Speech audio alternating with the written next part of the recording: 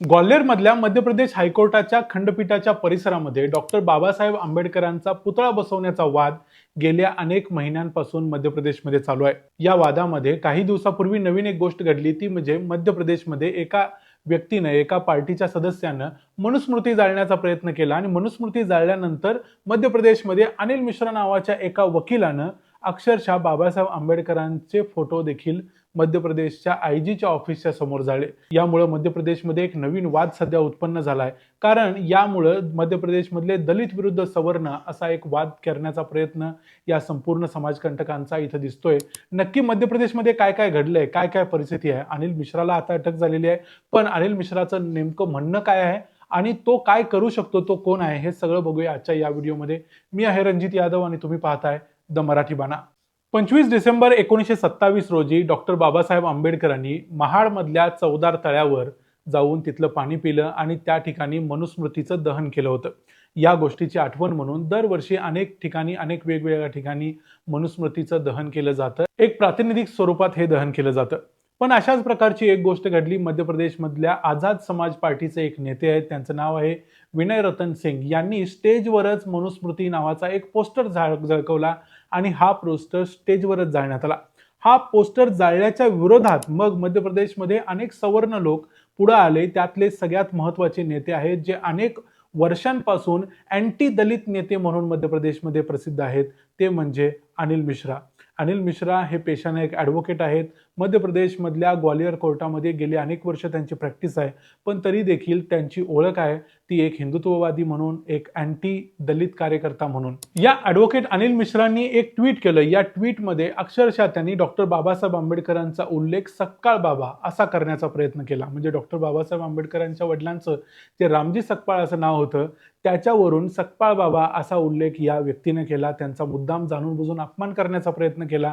आणखी काही शब्द देखील वापरले, ते आम्ही मुद्दाम या व्हिडिओमध्ये वापरत नाही। पण या सगळ्यानंतर देखील त्याची इच्छा पूर्ण झाली नाही। त्यानं पुढे 1 जानेवारी 2026 या दिवशी तो मध्य प्रदेशमधल्या ग्वाल्हेरच्या आयजी ऑफिसच्या समोर गेला। तिथं त्यांचा जाण्याचा उद्देश हा होता की जेव्हा मनुस्मृती जाळली तेव्हा अनेक पोलीस इथं उपस्थित होते, पण तरी देखील मनुस्मृती जाळणाऱ्यांना अटक का केली नाही? खरं तर मनुस्मृती जाळणाऱ्यांना अटक का केली नाही हा प्रश्नच उपस्थित होत नाही, कारण मनुस्मृती ही गेल्या अनेक वर्षांपासून या देशात जाळली जाते आणि त्याची अनेक कारणं देखील त्या वेळेला दिलेली आहेत।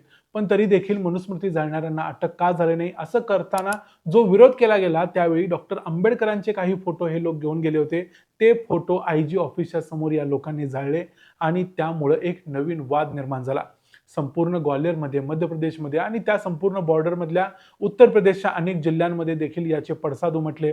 अशाच काहीशा घटना रायबरेलीमध्ये घडल्या, आग्र्यामध्ये, बेंगलोरमध्ये, वेगवेगळ्या ठिकाणी घडल्या। काही ठिकाणी डॉक्टर आंबेडकरांचे पोस्टर जाळले गेले। म्हणजे थोडक्यात एक प्रकारचा दलित वर्सेस सवर्ण हा जो वाद निर्माण करायचा प्रयत्न केला जातोय, तो जाणून बुजून केला जातोय, यावरून लक्षात येते। आणि त्यानंतर मग 1 जानेवारी 2026 ला या ॲडव्होकेट अनिल मिश्राला पोलिसांनी अटक केली। मध्य प्रदेशमधल्या अनेक दलित संघटनांनी आंदोलन केल्यानंतर मग या अनिल मिश्राला अटक झालेली आहे। आणि तरी देखील अनिल मिश्रा हा स्वतः एक कसलेला वकील आहे, त्यामुळे तो स्वतःची बाजू अतिशय प्रभावीपणे मांडतोयच आणि विशेषतः तो पोलिसांच्यावर आरोप करतोय की मला अगोदर अरेस्ट केली गेली आणि नंतर मग FIR दाखल केली गेली, म्हणजे एक प्रकारे खोटेपणा केला गेला असं तो सांगण्याचा प्रयत्न करतोय। रोजच्या रोज त्याच्या बेल ॲप्लिकेशन्स येत आहेत। काल 2 तारखेला त्याची बेल रिजेक्ट झाली, त्याला न्यायालयीन कोठडी देण्यात आली। आज 3 तारखेला पुन्हा एकदा त्यानं बेल मागितली, ती देखील रिजेक्ट करण्यात आली। आता उद्या 4 तारखेला पुन्हा एकदा त्याच्या बेल ॲप्लिकेशन म्हणजे जामिनावरती सुनावणी होणार आहे। म्हणजे थोडक्यात कोर्टाला तो रोजच्या रोज कामाला लावतोय, इतका तो कसलेला वकील आहे। 38 वर्षांची त्याची प्रॅक्टिस आहे। मध्य प्रदेशमधल्या ग्वाल्हेरच्या बार असोसिएशनचा तो अध्यक्ष देखील होता। त्यामुळे त्या संपूर्ण भागामध्ये त्याची वकिलांची मोठी फौज आहे आणि त्या पद्धतीने त्याची वकिलांची फौज तिथं काम देखील करते आहे। त्यामुळे अनिल मिश्राला टॅकल करणं हे थोडंसं अवघड जाणार असलं तरी या संपूर्ण भागामध्ये चंद्रशेखर आझाद यांच्यासारखे अनेक दलित नेते देखील आता या प्रश्नाचा पाठपुरावा करत आहेत। त्यामुळे या प्रश्नामध्ये आणखी काय काय घडामोडी होतात त्याच्याकडे आपल्याला लक्ष ठेवावं लागेल, कारण डॉक्टर बाबासाहेब आंबेडकरांच्या सारख्या राष्ट्रनिर्मात्याचा, ज्या माणसानं या देशाची घटना लिहिली, त्या व्यक्तीचा असा अपमान जर या देशभरामध्ये होत असेल तर ही या देशाच्या एकतेसाठी, अखंडतेसाठी अजिबात चांगली गोष्ट नाही। विशेषतः मध्य प्रदेशमध्ये मागच्या काही दिवसांमध्ये ज्या घटना घडलेल्या आहेत, ज्या पद्धतीनं मध्य प्रदेशमधलं भाजपचं सरकार काम करते, ते बघितलं की अनेक प्रश्न उपस्थित करावेसे वाटतात.